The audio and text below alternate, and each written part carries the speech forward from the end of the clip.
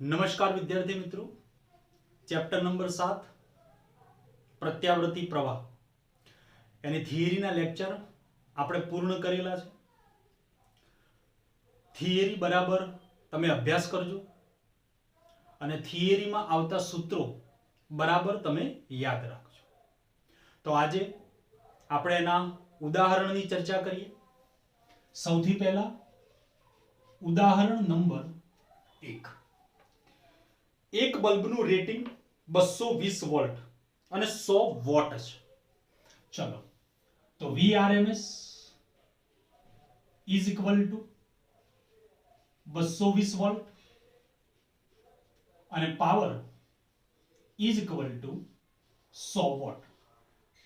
તો નંબર એ આપણને ગણવાનું કયું છે બલ્બનો અવરોધ. ચલો, અવરોધ અહીંયા ગણવો છે. તો પાવર માટેનું સૂત્ર આપણને ખ્યાલ છે કે power P is equal two V square upon capital R. પણ અહીંયા આપેલી કિંમત Vrms છે, તો અહીંયા આપણે કરી દઈએ V square RMS upon R.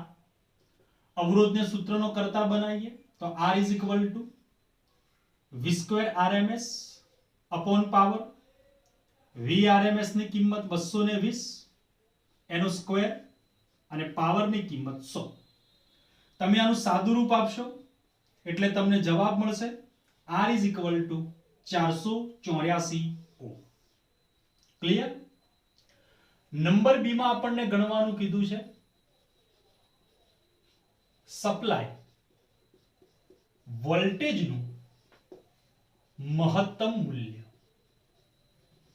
ચાલો, હવે સૂત્ર આપણને ખ્યાલ છે Vrms is equal to Vm by √2. આ Vm એટલે વોલ્ટેજનું મહત્તમ મૂલ્ય. તો Vm ને સૂત્રનો કરતા બનાવીએ √2. Vrms ઇઝ ઇક્વલ ટુ √2 અને Vrms ની કિંમત 220. આનું સાદું રૂપ આપી જોજો. સાદું રૂપ આપશો એટલે તમને આનો જવાબ મળશે 311.08 વોલ્ટ મહત્તમ વોલ્ટેજ. ચલો, ક્લિયર નંબર બી માં. નંબર સી, બલ્બમાંથી વહેતા પ્રવાહનું મૂલ્ય શોધો. નંબર સી, બલ્બમાંથી વહેતા પ્રવાહનું. વિદ્યાર્થી મિત્રો, જો તમને સૂત્રો યાદ હશે તો ચેપ્ટર નંબર 7 ના એક્ઝામ્પલ પ્રમાણમાં ખૂબ જ સરળ એક્ઝામ્પલ છે. હવે આપણે બલ્બમાંથી વહેતા પ્રવાહનું મૂલ્ય જોઈએ છે. તો Irms is equal two Vrms upon capital I. Vrms ની કિંમત છે 220 અને અવરોધની કિંમત છે 484. તો 220 અપોન 484. તમે આનું સાદું રૂપ આપશો એટલે તમને આનો જવાબ મળશે 0.4545 એમ્પિયર. તો બલ્બમાંથી વહેતો પ્રવાહ Irms is equal two 0.4545 ampere. તો ઉદાહરણ નંબર 1 અહીંયા પૂર્ણ. નેક્સ્ટ ઉદાહરણ નંબર 2. એની રકમ તમે ટેક્સ્ટ બુક ની અંદર જોજો. ઉદાહરણ નંબર 2 ની રકમ છે 25 મિલી હેનરી નું આત્મપ્રેરકત્વ ધરાવતા એક શુદ્ધ ઇન્ડક્ટર.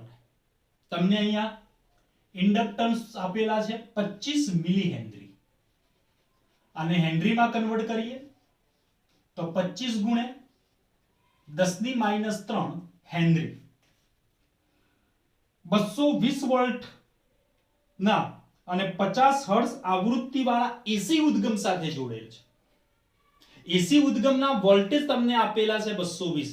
મેં તમને થિયરીમાં કહેલું છે, તમે યાદ કરો કે જે ઉદ્ગમના વોલ્ટેજ છે એ ઉદ્ગમના વોલ્ટેજને આપણે કહીએ છીએ Vrms is equal to 220 volt અને ફ્રીક્વન્સી આપણને આપેલી છે 50 હર્ટ્ઝ સ્મોલ f 50 હર્ટ્ઝ. તો કિસ્સામાં ઇન્ડક્ટિવ રિએક્ટન્સ અને પરિપથમાંથી વહેતા પ્રવાહનું RMS મૂલ્ય શોધો. ઇન્ડક્ટરનું ઇન્ડક્ટિવ રિએક્ટન્સ એટલે XL અને પરિપથમાંથી વહેતો પ્રવાહ એટલે IRMS આ બંનેની કિંમત આપણે શોધવી છે. ચાલો તો સૌથી પહેલા ઇન્ડક્ટિવ રિએક્ટન્સ થિયરી તમે તૈયાર કરી હશે હું માનું ત્યાં સુધી. તો ઇન્ડક્ટિવ રિએક્ટન્સ નું સૂત્ર છે XL is equal two omega L અને ઓમેગા એટલે 2 પાઈ f is equal two 2 pi f into L. 2 પાઈ ની કિંમત 3.14 આવૃત્તિ 50 અને L ની કિંમત 25 ગુણ્યા 10 ની -3. હવે જ્યારે તમે આનું સાદું રૂપ આપશો ત્યારે આ સાદું રૂપનો તમને જવાબ મળશે 7.85 અને આ જે ઇન્ડક્ટિવ રિએક્ટન્સ છે એનો એકમ ઓહ્મ.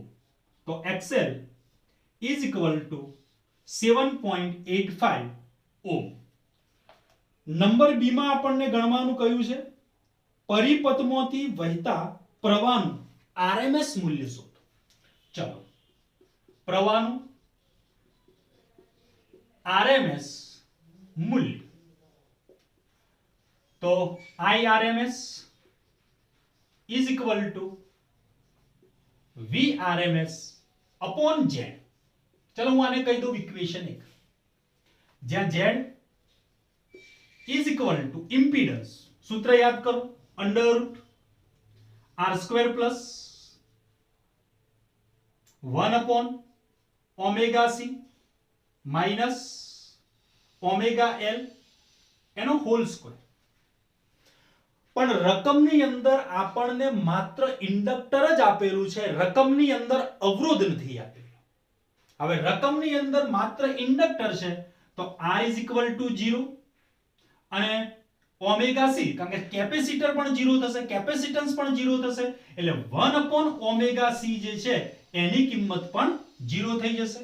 માટે Z is equal to under route R² ની કિંમત 0 વત્તા 0 માઇનસ ઓમેગા L એનો હોલ સ્ક્વેર અને આનું સાદું રૂપ આપશો એટલે Z is equal to omega L.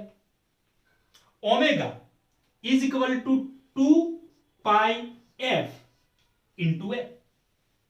તો હવે 2 ની પાઈ ની f ની અને L ની કિંમત મૂકી અને તમે સાદું રૂપ આપી જોજો તો આ સાદું રૂપ આના જેટલું જ થઈ જશે XL જેટલું કારણ કે XL is equal to omega L. Omega બરાબર 2 પાઈ fL તો આનો જવાબ પણ કેટલો આવ્યો તો 7.85 એટલે આ જવાબ પણ તમને મળશે 7.85. તો ઇમ્પિડન્સ નો જવાબ આપણને મળ્યો 7.85.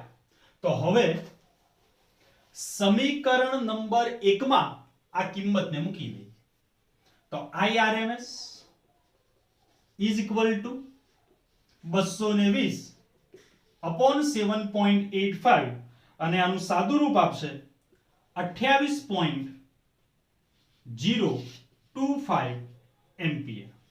તો પ્રવાહનું RMS મૂલ્ય 28.025. અહીંયા પરિપથમાં માત્ર ઇન્ડક્ટર છે એટલા માટે જ ખાલી ઓમેગા L રહે R અને ઓમેગા C ની કિંમત 0 થઈ. જો પરિપથમાં માત્ર અવરોધ હોત તો આ કિંમત 0 થઈ ગઈ હોત. તો પરિપથમાં જે ઘટક આપેલો હોય એના સિવાયના બે ઘટક એની કિંમત આપણે 0 પસંદ કરીશું. તો ઉદાહરણ નંબર 2 અહીંયા આગળ પૂરું થાય છે. નેક્સ્ટ ઉદાહરણ નંબર 7.3 એની રકમ છે કે એક બલ્બ અને કેપેસિટરના શ્રેણી જોડાણને ડીસી ઉદ્ગમ અને ત્યાર પછી એસી ઉદ્ગમ સાથે જોડી અને કેપેસિટન્સ ઘટાડવામાં આવે તો તેની અસર શું થશે જણાવો. તો બલ્બ નંબર 1, બલ્બ અને કેપેસિટરના શ્રેણી જોડાણને ડીસી ઉદ્ગમ સાથે જોડતા,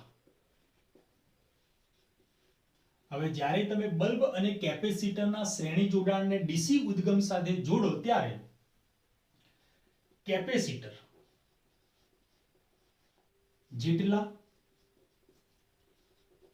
સમય સુધી ચાર્જ થતું રહે તેટલા સમય સુધી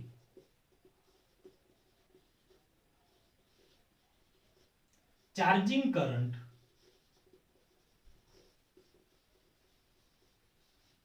બલ્બમાંથી પસાર થાય અને બલ્બ પ્રકાશિત થાય.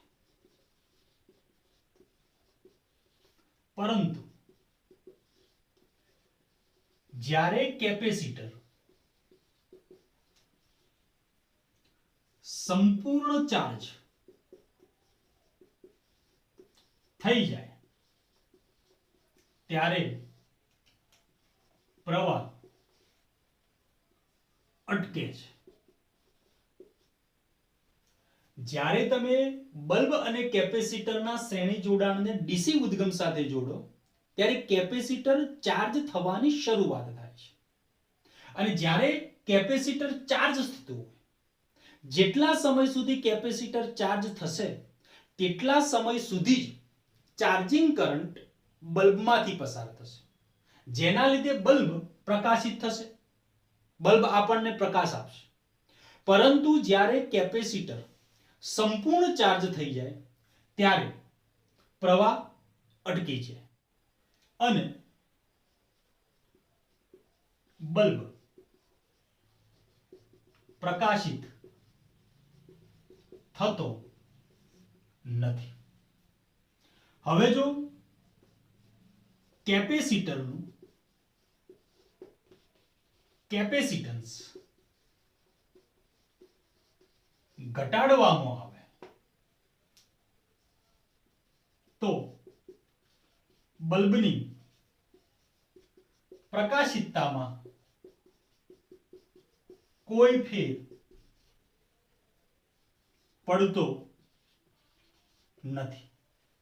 તો જ્યારે બલ્બ અને કેપેસિટરના શ્રેણી જોડાણને ડીસી ઉદ્ગમ સાથે જોડવામાં આવે ત્યારે આ ઘટના બને. પરંતુ જ્યારે બલ્બ અને કેપેસિટરના શ્રેણી જોડાણને એસી ઉદ્ગમ સાથે જોડવામાં આવે ત્યારે શું થાય? તો બલ્બ અને કેપેસિટરના શ્રેણી જોડાણને એસી ઉદ્ગમ સાથે જોડતા બલ્બમાંથી પ્રવાહ વહે. પરિણામે બલ્બ પ્રકાશિત થાય. બલ્બમાંથી વહેતો પ્રવાહ IRMS is equal to VRMS upon under root R square plus XC નો square. XC is equal to 1 upon omega C. હવે જો કેપેસિટરનું કેપેસિટન્સ ઘટાડવામાં આવે તો હવે જો કેપેસિટરનું કેપેસિટન્સ ઘટાડવામાં આવે તો ઓમેગા સી ઘટે. ઓમેગા સી ઘટે તો XC વધે, કારણ કે XC અને ઓમેગા C વ્યસ્ત પ્રમાણમાં. કેપેસિટરનું કેપેસિટન્સ ઘટે તો XC વધે. પરિણામે હવે જો XC વધે તો IRMS ઘટે, જેના લીધે બલ્બ પહેલા કરતા ઝાંખો પ્રકાશિત થાય. તો બલ્બ અને કેપેસિટરને એના શ્રેણી જોડાણને જ્યારે એસી ઉદ્ગમ સાથે જોડવામાં આવે ત્યારે આ ઘટના બને. હવે નેક્સ્ટ એના પછી ઉદાહરણ નંબર 7.4. ચલો ઉદાહરણ નંબર 7.4 ની રકમ 250 વોલ્ટ અને 50 હર્ટ્ઝના એસી ઉદ્ગમ સાથે 15 માઇક્રોફેરાડેના એક કેપેસિટરને જોડેલ છે. VRMS is equal to 250 volt, frequency 50 hertz, capacitance તમને આપેલું છે C is equal to 15 microfarad 10⁻⁻6 farad. તો સૌથી પહેલા આપણને ગણવાનું કહ્યું છે કેપેસિટરનું કેપેસિટિવ રિએક્ટન્સ શોધો. તો નંબર 1 કેપેસિટરનું કેપેસિટિવ રિએક્ટન્સ સૂત્ર તમે જાણતા હશો. કેપેસિટરનું કેપેસિટિવ રિએક્ટન્સ એટલે XC is equal to 1/ωc, જ્યાં ઓમેગા એટલે 2 પાઈ FC. તો 1/2, પાઈ ની કિંમત 3.14, F ની કિંમત 50 અને કેપેસિટન્સ 15 ગુણ્યા 10⁻6. આનું સાદુરૂપ આપજો. સાદુરૂપ આપશો એટલે તમને આનો જવાબ મળશે 212.3 ઓહ્મ. તો કેપેસિટરનું કેપેસિટિવ રિએક્ટન્સ 212.3 ઓહ્મ. હવે એના પછી આપણને ગણવાનું કીધું છે પ્રવાહના RMS મૂલ્ય અને પ્રવાહનું મહત્તમ મૂલ્ય ગણો. ચલો નંબર 2 પ્રવાહનું RMS મૂલ્ય. સૂત્ર આપણને ખ્યાલ હશે IRMS is equal to VRMS upon Z, જ્યાં Z મતલબ ઇમ્પિડન્સ. Z નું સૂત્ર છે √R² plus 1/ωc minus ωL નો સ્ક્વેર. પણ પરિપથમાં માત્ર કેપેસિટર આપેલું છે. પરિણામે R અને ωL is equal to 0 લેતા. હવે R અને ωL ની કિંમત 0 મૂકી દઈએ તો Z is equal to 1/ωc અને 1/ωc is equal to XC. ચલો તો XC ની કિંમત તો આપણે શોધેલી છે 212.3, તો is equal to 212.3. હવે આ Z ની કિંમત સમીકરણ નંબર 1 માં આપણે મૂકી દઈએ તો IRMS is equal to VRMS ની કિંમત 250 upon Z ની કિંમત 212.3. સાદુરૂપ તમે આપી જોજો. આનું સાદુરૂપ તમે આપશો એટલે તમને જવાબ મળશે 1.036 એમ્પિયર. તો આ પ્રવાહનું આરએમએસ મૂલ્ય. હવે એના પછી આપણને ગણવાનું કયું છે પ્રવાહનું મહત્તમ મૂલ્ય. તો પ્રવાહનું મહત્તમ મૂલ્ય. હવે પ્રવાહનું મહત્તમ મૂલ્ય એટલે Im. તો IRMS નું સૂત્ર છે IRMS is equal to Im by √2. Im ને કરતા બનાવીએ તો Im is equal to √2 IRMS.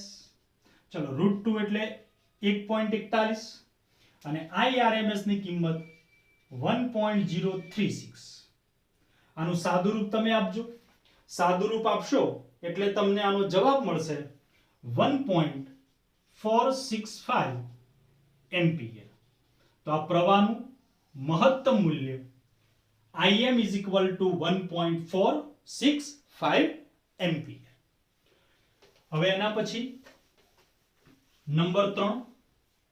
Number 3 માં આપણને ગણવાનું કહ્યું છે કે આવૃત્તિ બમણી કર્યા બાદ ઉપરોક્ત મૂલ્યો પર શું અસર પડે. આવૃત્તિને બમણી કર્યા બાદ ઉપરોક્ત મૂલ્યો પર શું અસર પડે. ચલો નંબર 3. તો સૌથી પહેલા આપણે ગણતરી કરી હતી કેપેસિટરનું capacitive reactance XC is equal to 1 upon omega c. Omega ની કિંમત હતી 2 પાઈ fc. હવે જ્યારે તમે આવૃત્તિને બમણી કરો, જોજો આવૃત્તિ બમણી થાય તો હવે xc અને f એકબીજાના વ્યસ્ત પ્રમાણમાં છે. તો આવૃત્તિ બમણી થાય તો xc એટલે કે કેપેસિટરનું કેપેસિટિવ રિએક્ટન્સ પહેલા કરતા અડધું થાય. ચલો ક્લિયર? ઓકે. હવે એના પછી IRMS. તો IRMS નું સૂત્ર હતું is equal to VRMS upon Z. ચલો Z ની કિંમત શું હતી? Z is equal to under root r square plus 1 upon omega c minus omega l no square. પણ પરિપથમાં માત્ર કેપેસિટર છે એટલે r ની કિંમત 0 થઈ ગઈ, ઓમેગા l ની કિંમત 0 થઈ ગઈ. તો z is equal to xc. ચલો xc is equal to 1 upon omega c is equal to 1 upon 2 pi fc. તો z ની કિંમત 1 upon 2 pi fc તો is equal to VRMS upon 1 upon 2 pi fc અને છેદનો છેદ ક્યાં જશે? અંશમાં 2 pi fc. તો હવે જો તમે આવૃત્તિને બમણી કરો છો, આવૃત્તિને બમણી કરો છો તો અહીંયા પ્રવાહ જે છે એ પ્રવાહ પણ શું થઈ જશે? બમણો થઈ જશે. ચલો Im નું સૂત્ર Im is equal to, જુઓ અહીંયા Im is equal to √2 IRMS. √2 IRMS. તો આવૃત્તિને બમણી કરતા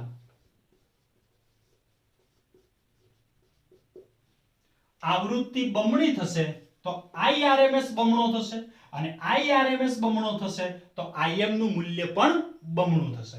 તો આવૃત્તિને બમણી કરતા IRMS અને Im ના મૂલ્યો પહેલા કરતા બમણા થશે. તો આ થોડો ત્રીજો જવાબ. આવૃત્તિ બમણી થાય તો કેપેસિટરનું કેપેસિટિવ રિએક્ટન્સ અડધું થાય, પરંતુ IRMS અને Im ના મૂલ્યો જે છે એ મૂલ્યો પહેલાના મૂલ્યો કરતા બમણા થશે. નેક્સ્ટ એના પછી ઉદાહરણ નંબર 7.5 ઉદાહરણ 7.5 એની રકમ છે આકૃતિમાં દર્શાવ્યા પ્રમાણે પરિપથમાં કળને બંધ કર્યા પછી રકમ તમે તમારી ટેક્સ્ટ બુકમાં જોતા રહેજો આકૃતિમાં દર્શાવ્યા પ્રમાણેના પરિપથમાં કળને બંધ કર્યા પછી થોડાક સમય બાદ ઇન્ડક્ટરના ગર્ભમાં લોખંડનો સળિયો દાખલ કરવામાં આવે તો બલ્બમાંથી ઉત્સર્જાતા પ્રકાશની તીવ્રતા વધશે, ઘટશે કે પછી અચળ રહેશે તે કારણ સહિત સમજાવો.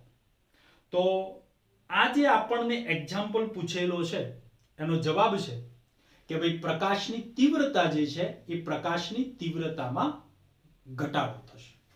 કારણ જોઈએ તો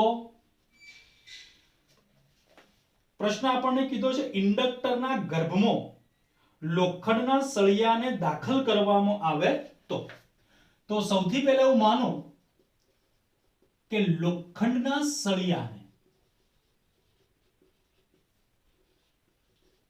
ઇન્ડક્ટરના ગર્ભમાં દાખલ કર્યા પહેલા inductance L0 is equal to mu 0 n square a by L. આ એનું સૂત્ર છે. હવે લોખંડના સળિયાને ઇન્ડક્ટરના ગર્ભમાં દાખલ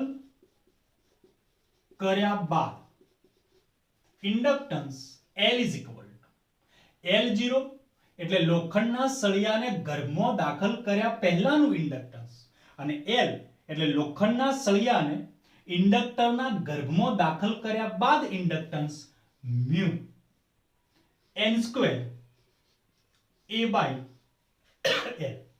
mu 0 એટલે શૂન્ય અવકાશની પરમિએબિલિટી અને mu એટલે જે તે માધ્યમની પરમિએબિલિટી. હવે mu ગ્રેટર દેન mu 0 હોવાથી L ગ્રેટર દેન L0 થાય. પરિણામે inductance XL is equal to omega L સૂત્ર પ્રમાણે હવે લોખંડના સળિયાને ઇન્ડક્ટરના ગર્ભમાં દાખલ કર્યા બાદ L ગ્રેટર દેન L0 છે એટલે L ની કિંમત વધે તો XL જે છે એ XL ની કિંમતમાં પણ શું થાય XL ની કિંમતમાં પણ વધારો થાય. એટલે લોખંડના સળિયાને ઇન્ડક્ટરના ગર્ભમાં દાખલ કર્યા બાદ ઇન્ડક્ટન્સ વધે તો XL એમાં પણ વધારો થાય કારણ કે XL is equal to omega L. તો સૂત્ર પ્રમાણે XL વધે. પરિણામે પ્રવાહનું સૂત્ર IRMS is equal to VRMS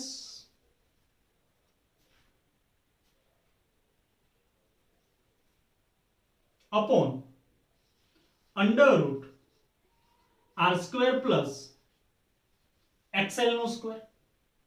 તો હવે આ સૂત્ર પ્રમાણે જોજો L વધ્યો તો XL વધ્યો અને XL વધે તો IRMS જે છે એટલે કે પ્રવાહ જે છે પ્રવાહ ઘટે.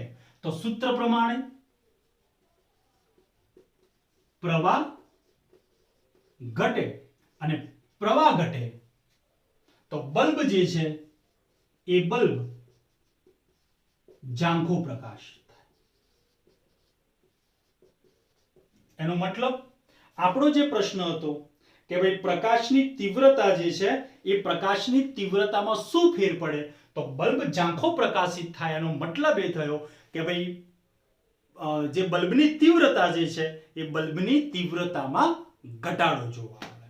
તો આ એનું કારણ કે લોખંડના સળિયાને ઇન્ડક્ટરના ગર્ભમાં જ્યારે તમે દાખલ કરો ત્યારે ઇન્ડક્ટન્સ વધે, પરિણામે એક્સેલ વધે.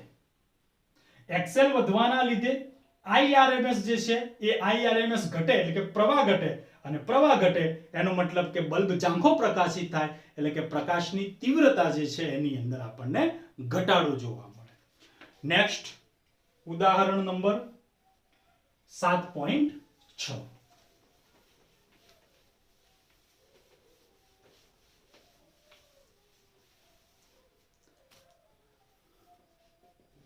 ચલો એની રકમ છે 200 ઓહ્મના અવરોધ અને 15 માઇક્રોફેરાડેના કેપેસિટરના શ્રેણી જોડાણ સાથે 220 વોલ્ટ અને 50 હર્ટ્ઝનું એસી ઉદ્ગમ જોડવામાં આવે છે. અવરોધ R 200 ઓહ્મ, C બરાબર કેપેસિટન્સ, એને ફેરાડેમાં કન્વર્ટ કરીએ 15 ગુણ્યા 10⁻6 ફેરાડે, 220 વોલ્ટ, VRMS ઉદ્ગમ સાથે 220 વોલ્ટ અને ફ્રીક્વન્સી 50 હર્ટ્ઝ. તો આપણને ગણવાનું કહ્યું છે નંબર એ, પરિપથમાં વહેતો પ્રવાહ શોધો. હવે અહીંયા જુઓ કે આપણને ગણવાનું કહ્યું છે પરિપથમાંથી વહેતો પ્રવાહ. નંબર પરિપથમાંથી વહેતો પ્રવાહ. તો હવે પરિપથ જે છે એ પરિપથને આપણે 220 વોલ્ટના એસી ઉદ્ગમ સાથે જોડેલો છે. તો 220 વોલ્ટ એ VRMS છે. તો હવે પરિપથમાંથી વહેતો પ્રવાહ એટલે IRMS is equal to VRMS upon Z. આને કહી દઈએ નંબર 1, જ્યાં Z is equal to impedance √R² plus 1 upon omega C minus omega L no square. પરંતુ પરિપથમાં માત્ર અવરોધ અને કેપેસિટર હોવાથી omega L is equal to 0 લેતા, તો Z is equal to √R² plus 1 upon omega C એનો square. ચલો તો is equal to √R ની કિંમત 200 એટલે 200 નો સ્ક્વેર વત્તા 1 upon ઓમેગા. ઓમેગા એટલે 2πf, તો 2 3.14, f ની કિંમત 50 અને કેપેસિટન્સ 15 ગુણ્યા 10⁻6. આ સાદુરૂપ જે છે આ સાદુરૂપ પૂરું કરી અને એની ઉપર સ્ક્વેર. તમે અલગથી પણ 1 upon omega c ની ગણતરી કરી અને અહીંયા મૂકી શકો. તો અંડરરૂટ પહેલા 200 નો સ્ક્વેર કરી લેવાનો, ત્યારબાદ આ 1 upon વાળું સાદુરૂપ પૂરું કરી એનું સ્ક્વેર કરી લેવાનું, બંનેનું સરવાળો કરી અને પછી એનું રૂટ કાઢી લેવાનું. તો આનો જવાબ તમને મળશે 0.755 એમ્પિયર. તો IRMS is equal to 0.755 ampere. તમે ફરી કહું છું, તમે 1 upon omega c ની અલગથી પણ ગણતરી કરી શકો અને અલગથી ગણતરી કરી અને અહીંયા મૂકી શકો, અથવા તો તમે આ રીતે પણ એનું સાદુરૂપ આપી શકો છો. હવે એના પછી નંબર બી, અવરોધ અને કેપેસિટરને સમાંતર વોલ્ટેજ શોધો. IRMS આપણે શોધી કાઢ્યો, એનો જવાબ છે 0.755 એમ્પિયર. હવે આપણને કહે છે અવરોધ અને કેપેસિટરને સમાંતર વોલ્ટેજ શોધો. ચલો તો અવરોધને સમાંતર વોલ્ટેજ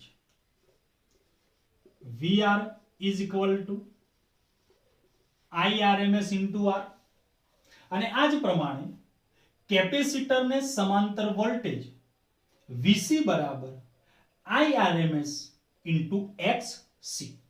ચલો તો IRMS ની કિંમત 0.755 અને R ની કિંમત 200. તમે આનું સાદું રૂપ આપશો એટલે તમને જવાબ મળશે 151 વોલ્ટ. 151 વોલ્ટ. ચલો આ અવરોધને સમાંતર વોલ્ટેજ મળે. આ જ પ્રમાણે કેપેસિટરને સમાંતર વોલ્ટેજ VC બરાબર IRMS into XC. હવે XC ને પાછા તમારે અલગથી ગણવા પડે. XC is equal to 1 upon omega C 1 upon 2 pi FC to 3.14. F ની કિંમત 50 અને C ની કિંમત 15 ગુણ્યા 10 ની માઈનસ 6. તમે આ સાદું રૂપ પૂરું કરી જોજો. XC નો જવાબ તમને મળશે 212.3. ચલો તો IRMS ની કિંમત 0.755 અને XC ની કિંમત 212.3. આનું સાદું રૂપ તમે પૂરું કરજો એટલે તમને જવાબ મળશે 160.3 વોલ્ટ. આ કેપેસિટરને સમાંતર વોલ્ટેજ. આવી જ રીતે કદાચ તમને અહીંયા ઇન્ડક્ટન્સ આપેલું હોય અને ઇન્ડક્ટરને સમાંતર વોલ્ટેજ ગણવાનું કે તો આ જ પ્રમાણે સૂત્ર લખાય VL is equal to IRMS into XL, અને XL ને ગણવા માટે સૂત્ર છે ઓમેગા L. તો અવરોધ અને કેપેસિટરને સમાંતર વોલ્ટેજ શોધો. હવે આગળ કહે છે શું આ વોલ્ટેજનો સરવાળો ઉદ્ગમના વોલ્ટેજ કરતા વધારે મળે છે? આ જે તમને બંને વોલ્ટેજ મળે, અવરોધને સમાંતર વોલ્ટેજ અને કેપેસિટરને સમાંતર જે વોલ્ટેજ મળ્યા છે, આ બંનેનો સરવાળો ઉદ્ગમના વોલ્ટેજ કરતા વધારે મળે છે? ચેક કરી જોઈએ. હવે VR વત્તા VC is equal to, ચલો VR ની કિંમત 151 વત્તા VC ની કિંમત 160.3. આનો સરવાળો કરીશું તો 0.3 1 1 311.3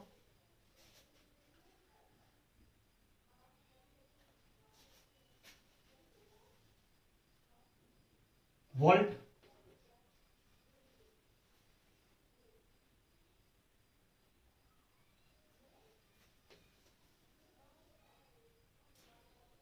ઉદ્ગમના વોલ્ટેજ V બરાબર 220 વોલ્ટ માટે V not equal to VR વત્તા VC. તો આપણો બીજો પ્રશ્ન હતો કે શું આ વોલ્ટેજનો સરવાળો ઉદ્ગમના વોલ્ટેજ કરતા વધારે મળે છે? તો હા, આ બંને વોલ્ટેજનો સરવાળો આપણને ઉદ્ગમના વોલ્ટેજ કરતા વધારે મળે છે. તો આગળ કહે છે જો હા તો તેનું કારણ સમજાવો કે કેમ ભાઈ વધારે મળે છે. ઉદ્ગમના વોલ્ટેજ તો 220 છે, તો પછી અવરોધને સમાંતર વોલ્ટેજ અને કેપેસિટરને સમાંતર વોલ્ટેજનો સરવાળો આપણને ઉદ્ગમના વોલ્ટેજ કરતા કેમ વધારે મળે છે? તો એનું કારણ છે કે ભાઈ આ જે બંને વોલ્ટેજ છે એટલે કે VR અને VC, અવરોધને સમાંતર વોલ્ટેજ અને કેપેસિટરને સમાંતર વોલ્ટેજ બંને સમાન કળામો નથી. આપણને ખ્યાલ છે, આપણે થિયરી ભણી ચૂકેલા છીએ કે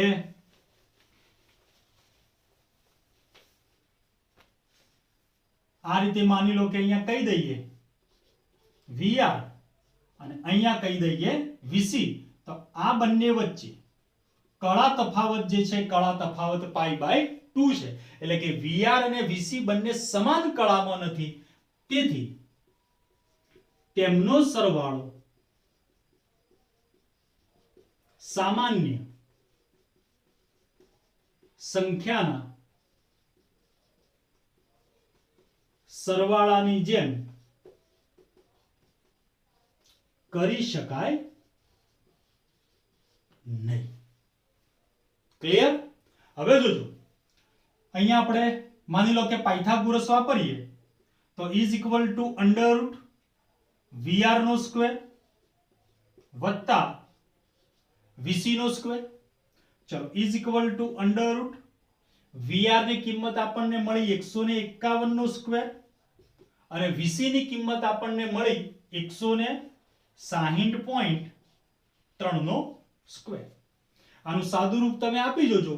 આનું સાદું રૂપ આપશો એટલે તમને આનો જવાબ મળશે 220 વોલ્ટ. ક્લિયર?